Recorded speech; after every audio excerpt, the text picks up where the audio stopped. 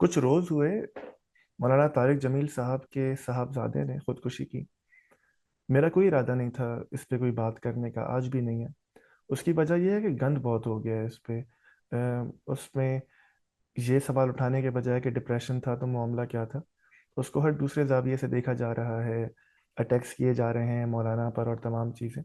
तो मेरा कोई इरादा नहीं था इस पे बात करने का। मेरे एक दोस्त हैं, मंसूर नाम है उनका। तो उन्होंने मुझसे मुझे मैसेज किया और कहा कि अब्बास भाई इरादा है कोई। मैंने कहा मंसूर भाई गंद बहुत हो गया है, कोई इरादा नहीं है मेरा। तो उन्होंने कहा कि क्योंकि आप डिप्रेशन पे बात करते हैं और ये मौका है, तो अगर आप उस बात पर बात ना करना चाहें तो डिप्रेशन पे तो बात हो सकती है। ये बात मुझे समझ आई। तो मैंने उनसे कहा कि मंसूर भाई एक दिल की बात मैं आपको बताता हूँ, क्योंकि ज़ाहिर है मैं खुद जो लोग मुझे देखते हैं वो ये जानते हैं कि मैं डिप्रेशन से गुजर रहा हूँ। तो मैंने एक तहरीर लिखी थी जब पहली बार मुझे डिप्रेशन डायग्नोस हुआ था 2017 में, 16 के एंड में, 17 के शुरू में। तो वो मेरी ख्वाहिश थी कि जब मैं थोड़ा सा फेमस हो जाऊँ ना, 100 के सब्सक्राइबर्स हो जाएं, तो तब मैं वो पढ़ूं लोगों के सामने और बताऊं कि देखिए डिप्रेशन ये होता है, अपने लिए नहीं, एक तोहफे की हैसियत से कि देखिए ये होता है डिप्रेशन और ये कर सकता है। तो जो आपके साथ लोग हैं उनका प्लीज़ ख्याल कीजिए। तो मरसूद भाई ने इज्जत रखते हुए कहा कि और हकीकत बयान की कि अब्बास भाई जिस तरह सिचुएशन है ना, लगता नहीं है 100 के होंगे सब्सक्राइबर्स, और अगर होंगे भी तो उसमें बहुत वक्त लग जाएगा। ये मौका है कि लोग इस पर बात सुनना चाह रहे हैं, तो मेरा ख्याल है कि बात कर ली जाए। क्योंकि मंसूर भाई का हुक्म था तो टालना बड़ा मुश्किल था। तो सोचा कि वो तहरीर आपके सामने पढ़ दी जाए। वो ये तहरीर है, आप सुनेंगे जब, कि एक कि डिप्रेशन एक इंसान के साथ करता क्या है। और जो लोग मुझे जानते हैं वो ये जानते हैं सिर्फ बताने के लिए कि मेरे पास अल्हम्दुलिल्लाह दुनियावी लिहाज से सब कुछ है। कनाडा से मैंने मास्टर्स किया इंजीनियरिंग में, इंजीनियरिंग की डिग्री है पाकिस्तान से, जर्नलिज्म में डिग्री है। कुछ लोग जानते हैं यूट्यूब के तवज्जुद से जब काम करता हूँ तो थोड़ा बहुत पढ़ लिया है, कनाडा में रहता हूँ अल्हम्दुलिल्लाह। उस तरह के कोई मसाइल नहीं है। और जो एक आम इंसान को फेस करने पड़ते हैं पाकिस्तान में या जनरली भी, चाहे वो तालीम हो, चाहे वो तरबियत हो, चाहे वो फैमिली हो, चाहे वो इखलाक हो, चाहे वो ज़बान हो, तो वो तमाम चीज़ें हैं। लेकिन फिर भी ये सब होने के बावजूद भी डिप्रेशन आपके साथ क्या करता है, मैं चाहता हूँ कि वो तहरीर आपके सामने पढूं। जो इससे गुजर रहे हैं, मैं उम्मीद करता हूँ कि उनके लिए ये आवाज़ की हैसियत रखेगी। और जो शायद इसको सही तरह समझते नहीं हैं, वो शायद इसे समझ सकेंगे। और तहरीर शुरू करने से पहले कि जो आपको नज़र आ रहा है ना कि लाइट थोड़ी डिम है, ये मैंने फील के लिए दी थी। इस वक्त मेरे पास वो मौका नहीं है, बट कि मैं पीछे बड़ा सा ब्लैक सा बैकग्राउंड करूं। मेरा दिल बड़ा था कि जब भी वो करता, जब भी तहरीर पढ़ता तो उस तरह की जाती, लेकिन फ़िलहाल मौका नहीं है, हैसियत नहीं है उस तरह की। तो फ़िलहाल इसी को जो है लाइट डिम करके एंजॉय कर लेते हैं। और शायद ये भी ये मौका है बताने का, गैर शऊरी तौर पे, कि एस्थेटिक्स हम सबको अच्छे लगते हैं, लेकिन इस वक्त शायद ये मौजू ऐसा है कि अगर हम अल्फाज पे गौर करें और सिचुएशन पे गौर करें तो वो ज़्यादा बेहतर हो जाएगा। और एक और चीज़, माफ़ कीजिएगा, मैं कोशिश करूँगा कि मैं बीच में कट ना करूँ, क्योंकि बहुत सारे ऐसे जुमले होंगे कि जब मैं वो पढ़ूंगा तो शायद मेरी आवाज़ भर आ जाएगी। क्योंकि ज़ाहिर है वो है तो एक लफ्ज़ ही, उसमें सालों गुजरे हैं, मैं अब 30 साल का हो गया हूँ। और अगर मैं याद करूँ तो मुझे डिप्रेशन है 2009 या 10 से। तो आप समझिए कि 12 13 14 साल गुजर गए, इसमें मेरी ज़िंदगी का आधा हिस्सा है ये। तो ये चंद अल्फाज उसका अहाता तो शायद ना कर सकें, लेकिन वो एक लफ्ज़ मेरे लिए सालों की हैसियत रखता है। तो मैं कोशिश करूँगा इसे कट ना किया जाए, जो सिचुएशन है वो आपके सामने आ जाए। क्योंकि ये मौजू ऐसा है कि इसमें जितना रॉ रहा जाए, शायद उतना हम सबको समझाने में और समझने में आसानी होगी। मैंने लिखा था, रात के 3 बजे थे, हरम तकरीबन खाली था। ये मौका था कि काबे के पास जाकर उसको सीने से लगाया जा सकता था। आंख में आंसू थे और जबान कासिर थी कि कुछ कहती। दिमाग अलबत्ता माऊफ होने के बावजूद कुछ चल रहा था। मालिक, मैंने क्या किया है? अपने हर किए हुए गुनाह की तौबा करके अब पाक होना चाहता हूँ। क्यों ये मुश्किल है कि ख़त्म नहीं होती? क्यों तू मदद को नहीं आता? तू इतना बेपरवाह क्यों हो गया है? तू रब नहीं है तो कौन है बता, मैं अपनी मुश्किल लेके उसके पास जाऊं। मैं यही कह सकता था, मैंने बस यही कहा। लोग कहते हैं काबे में सुकून मिलता है, मुझे नहीं मिला। मुझे नहीं समझ आ रहा, आप लोग समझें। मुझे नहीं समझ आ रहा, मुझे कुछ नहीं लेना, बस घर चलें। मैं पुराने ही कपड़े पहनूंगा। चांद रात को दुकान के अंदर रोते हुए मैं बाबा से यही कह सकता था, और मैंने यही कहा। अब्बास, तुम जिंदगी के इतने आसान फैसले नहीं कर सकते। तुम जिंदगी भर क्या करोगे? दिन में ये जुमला 100 बार मेरी माँ कहती थी, और वो कह भी यही सकती थी। अल्लाह, ये ट्रक लग जाए मुझे, या मैं इस गाड़ी की टक्कर के या मैं इस गाड़ी से टक्कर खाकर मर जाऊं।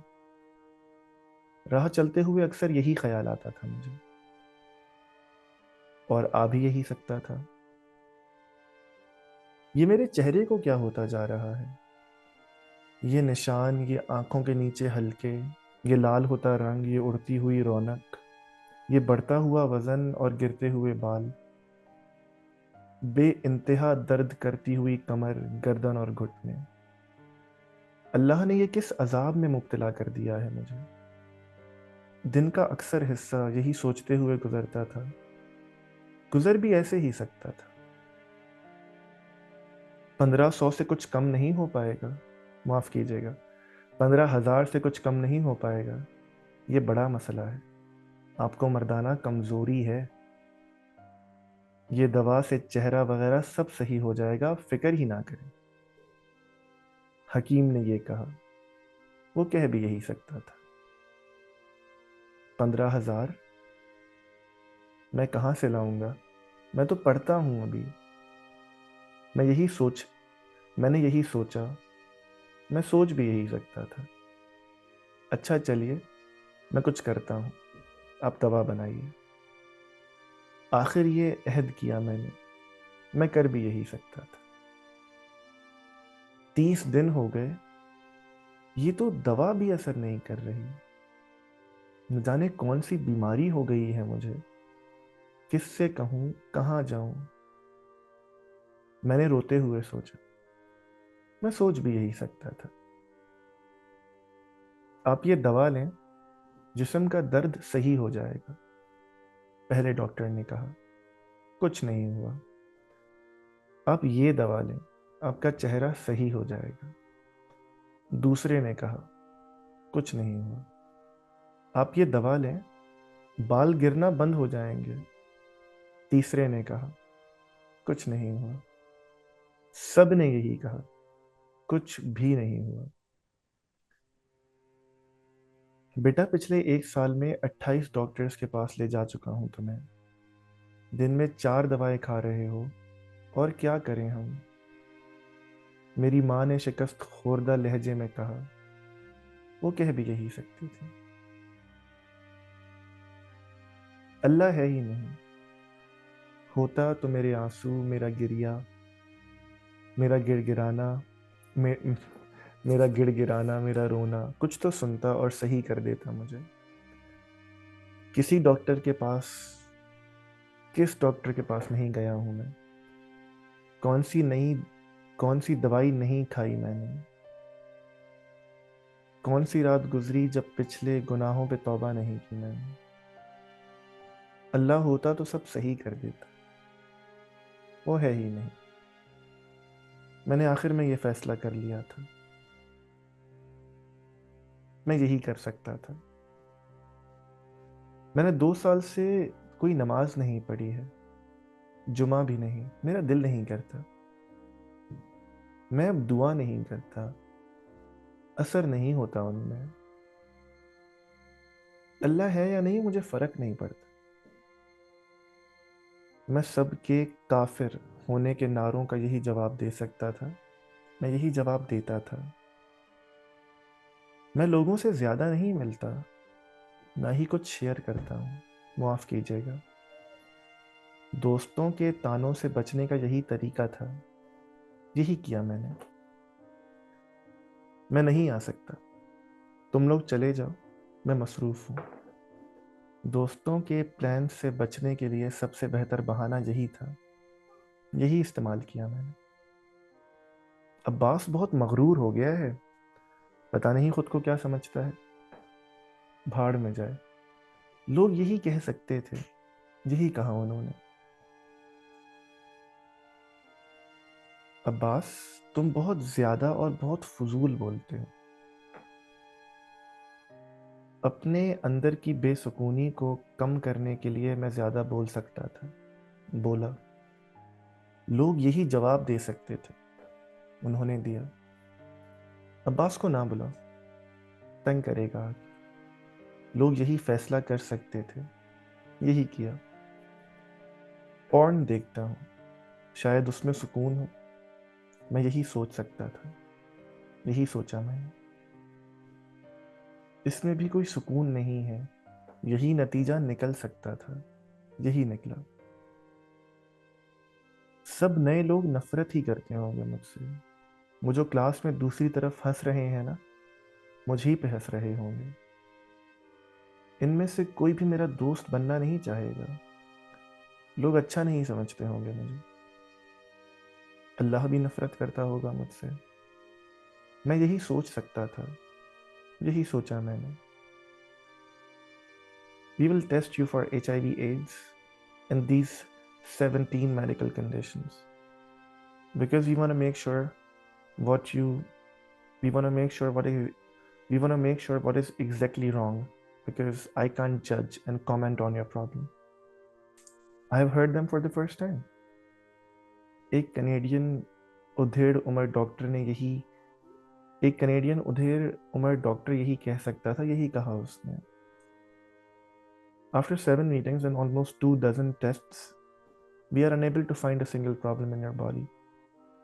Do you have any sort of medical disturbance? This is what I feel, doctor.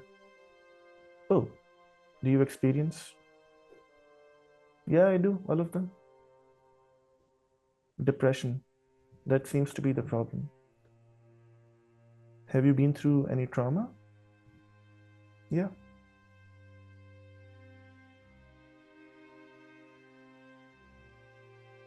7 साल बाद जवाब मिला। 7 सालों में दर्जनों तबीबों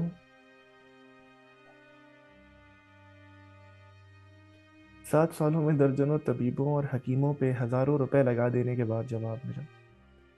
7 साल में दोस्तों को खोने के बाद ये जवाब मिला।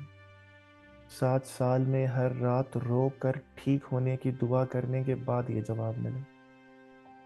7 साल हर रात जागने के बाद ये जवाब मिला। 7 साल लोगों की हिकारत देखने के बाद ये जवाब मिला। हर ईद और खुशी के मौके पे कुछ ना लेने पर बाबा का गुस्सा सहने के बाद ये जवाब मिला। रास्ते, बाजार, स्कूल, हर जगह वाकई रोने के बाद ये जवाब मिला। खुद एतमादी खोने के बाद ये जवाब मिला। खूबसूरती खोने के बाद ये जवाब मिला। 2 साल खुदा का इनकार करते रहने और नमाज न पढ़ने के बाद ये जवाब मिला। शायद देर से मिला, काफ़ी कुछ खो चुका हूँ। या शायद जल्दी मिल गया, और भी बहुत कुछ खो सकता था। खैर, जल्द या बदेर।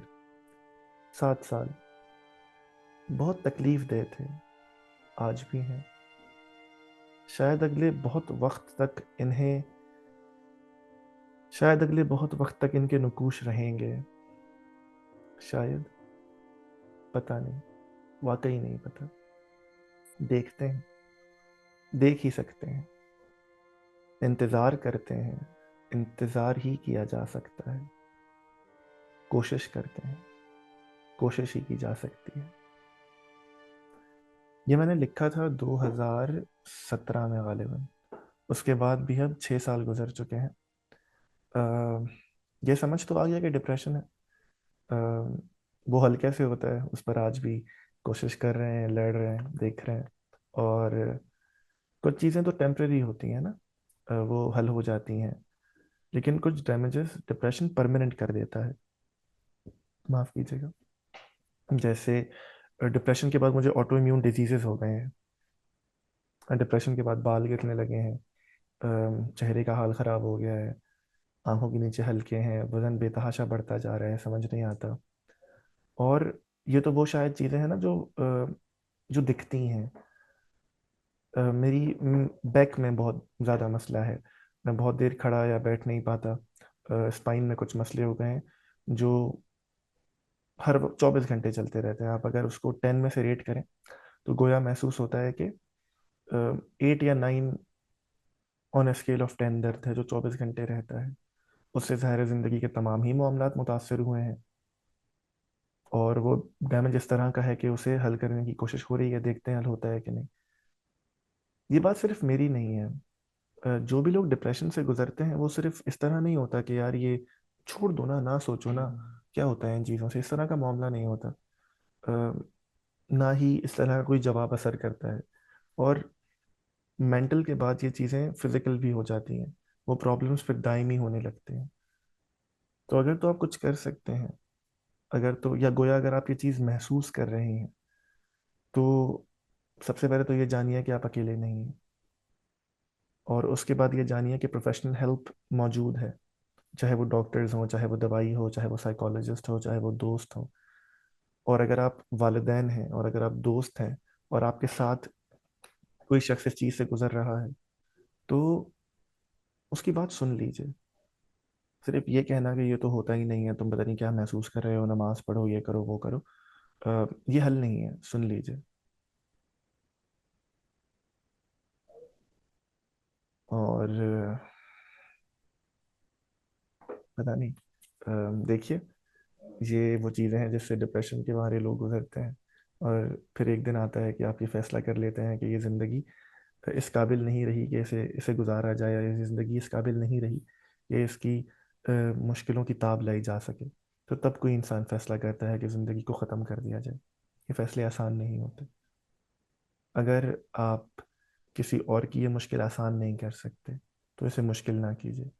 अगर आप किसी के मरने के बाद उसके लिए दुआ या कलमात अदा नहीं कर सकते तो उसके बाद फैसले ना सुनाइए।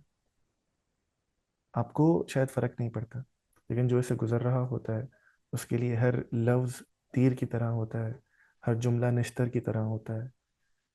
और हर तकलीफ़ ऐसी होती है कि जो ये मादा रखती है कि वो ऐसी तकालीफ पैदा कर दे कि जो इंसान फिर कब्र तक ही साथ लेके जाता है। हो सके तो सोचिएगा।